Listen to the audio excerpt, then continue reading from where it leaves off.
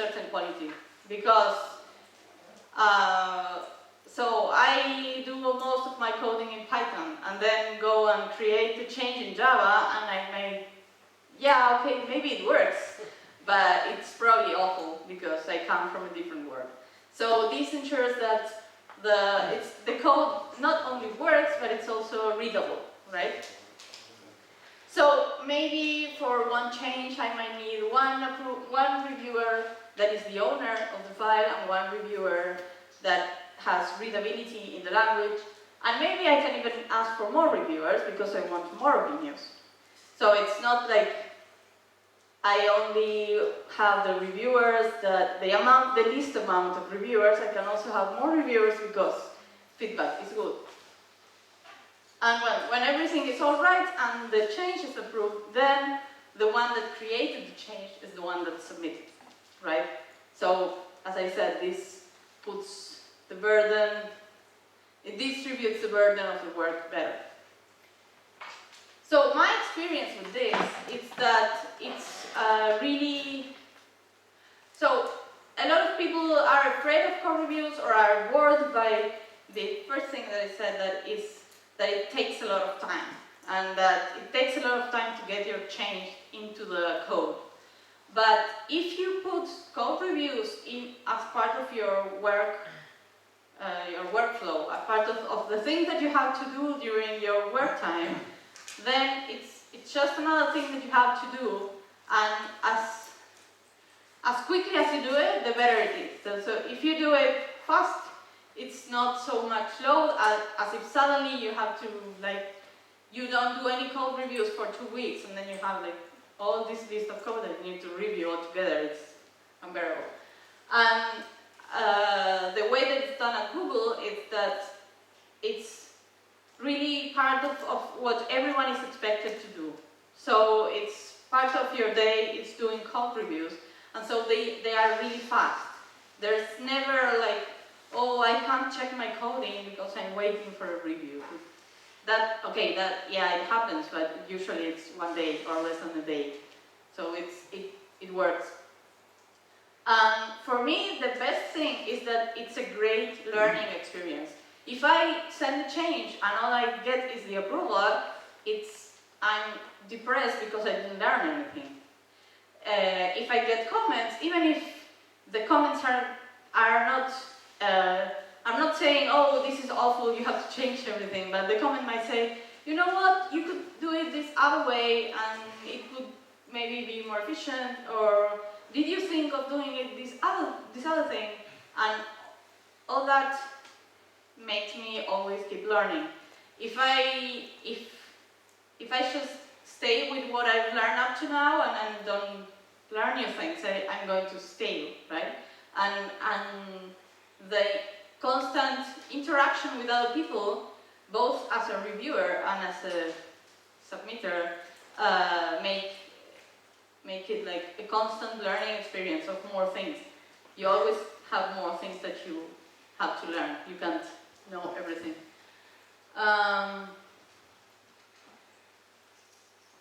So as a conclusion, as I said, I think it's important that when you are evaluating what kind of code reviews you're going to do, you have to take into account the size of the project that you're participating in. It's not the same if you are a 5-person project, if you're a 100-person project, if you're a 1,000-person project. It's going to work in a different way. So you have to take that into account. And trying to use the workflow that is thought for a 1,000-people project into a 5-people project, it's going to make it fail, right? It won't work if it's thought for a different scale. So you have to pick the one that works for you.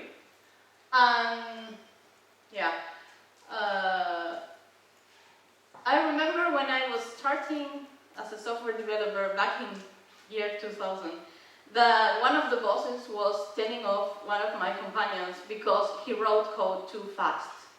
And I was like an intern and very new, and I was thinking, how can he be telling him off because he writes code too fast? of course, yeah, with time I understood that the problem is that if you write code too fast, you don't write it well.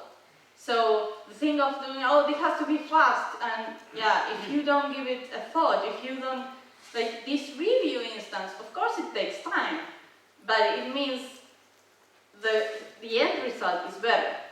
So yeah, don't try to be so fast that your code is bad, right? And well, yeah, of course, the last conclusion is that do code reviews because they are good. Once you choose the wood way, they are going to be good for you. Questions?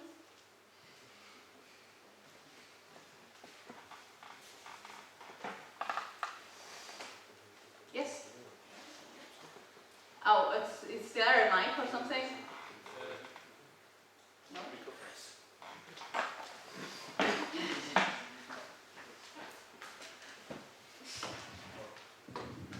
At the beginning you mentioned the Ubuntu. Yes.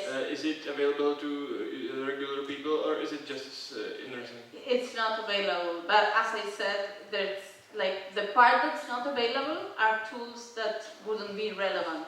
Anything that we consider is useful, we publish it as a patch for Ubuntu. So we don't have software that could be useful for external people, that it's ours. Just internal configuration management stuff. Hello, do you use in Google some automated way for running the integration tests? Or is it bound to get it, or is it like assumption for even before the contribution that the contributor should run it? Or? Oh, well, yes. I'm not sure how much I can say of that. But yes, there is a tool. And it's not only run by the submitter. So there is a system that tells you the health of the code. Yeah. There's a question like that there. How long to take from submit to approve the code? It depends a lot. It depends a lot on the time zone. So sometimes we work with people in a different time zone, and in that case it might take. So if you are in a completely different time zone, it might be that I send you something and you reply and I only see it the next day. So then it can take longer. But if we are in the same time zone, it's probably in the same day. Unless you are asking me for like completely refactor everything I did, it's usually in the same day. You mentioned that you require only one reviewer. Wouldn't that be a problem that they would be making some pairs who would be friendly to each other and doing the same mistakes and not having some other feedback? How do you deal with it? Do you mix the reviewers, or is there some? Well, yeah, okay. So it would be possible for people to kind of game the system and always get the same reviewers, but I think we don't do it because, I don't know, it's common sense. It's like you said, if you do that, you will always make the same mistakes. So it's good to have and not to always keep the same reviewer, but it's just common sense. There's no automated tool that tells you you've used this reviewer the last 10 times, you have to choose someone else. Please, you mentioned one team, for example, Gmail team. How many people in this team are allowed to do code reviews? No, everyone is allowed to do code reviews, but you mean how many people are the owner? Yeah. It depends on the team. It depends on how the team sets the permissions of. So you can have different owners for different directories. So you have like one directory that has, I don't know, security issues, and only very few people have access to that. And then you may have another directory which is, I don't know, images. And so many people can contribute images. Like it depends on each part, and the team decides who they want to have as owners of each of those parts. So do you use some company-wide tool, or do you request code review for example by mail or? No, well, we do use a tool which, as I said, so the Gridfell tool was based on the tool that we use internally. It was based on that tool like 2 or 3 years ago, so they have diverged quite a lot by now. But yeah, there's a tool that, well, the tool actually sends you an email telling you you have a code review request, go click here to go see it. And then most of it is done through the web. What kind of version system do you use in Google? This is well known that we use Perforce. Oh, I'm sorry. Yes.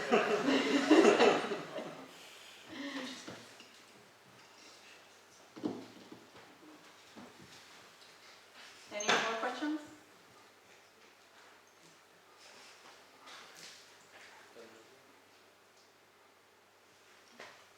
Okay. Well, thank you very much.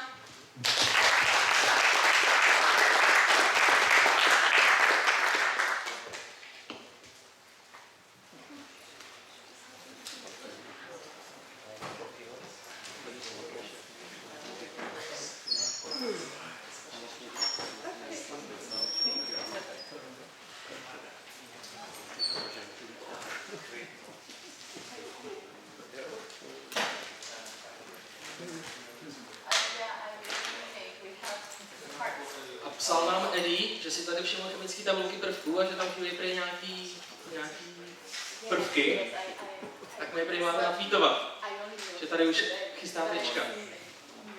Tak do toho. Chybí tam sakra hodně.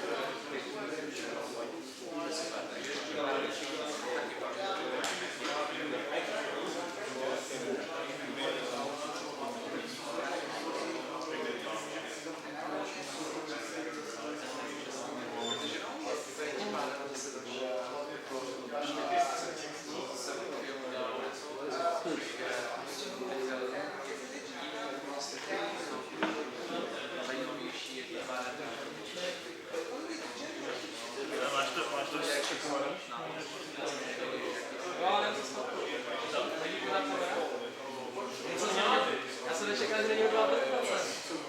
Co? Jsem přidávat prezentace. Jsem myslel, že...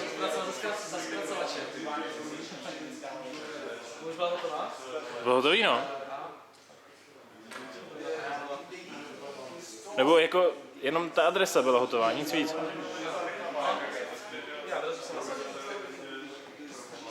To by si musel udělat stejnou.